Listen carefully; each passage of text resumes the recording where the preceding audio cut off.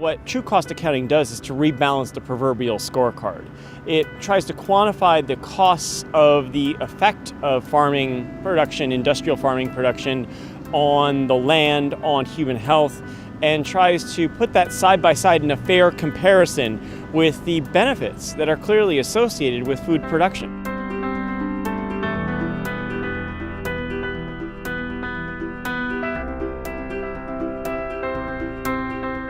And I think this conference has made a powerful case for saying that the global food system is broken and we need to start building a new narrative.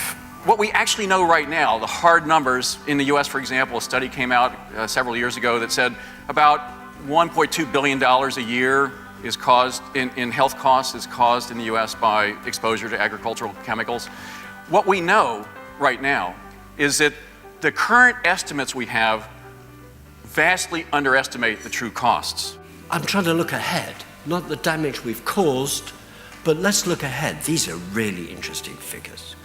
Looking ahead for the next 20 years, non-communicable diseases, that's diet related, are going to cause global economic losses of very big proportion. This is 30 trillion US dollars. These are World Bank-y sort of figures. Agriculture is actually a unique economic sector because it uses natural capital at the front end and it influences natural capital through its production processes. So if we get it right, of course then there is a virtuous circle. Instead of building on savings of the past, we start to borrow from the future. Instead of building on the savings of the past, we start to borrow from the future. How can we get CO2 out of the atmosphere? Can we use agriculture, which is often called part of the problem, can it become part of the solution? The soil holds a lot. The soil holds a lot, at least 2,000 times 10 to the 15th grams. I can only reassure you that recycling plant and waste material into compost, into black gold for farmers, is a miracle by itself. It enabled us to create living soils. It enabled us to use 40% less water than our conventional neighbors. It enabled us to sequester 1 ton of carbon per hectare every year. It took us 30 years in Seligmann. It took us 18 months on the Sinai. With only compost, we had our first crop of peanuts after 18 months. And I invite all of you to come and see and share. But the miracle is possible. Sustainable small farm agriculture does not add to the profits of corporations. In fact, if you think about it, the use of less fertilizers and less pesticides and the non-dependence on marketed genetically modified seeds would actually probably decline the profits of corporations. In the US, 75% of GDP and jobs are private sector. Globally, it's more like 70 and 60%. Today's corporation is the single most important institution of our times.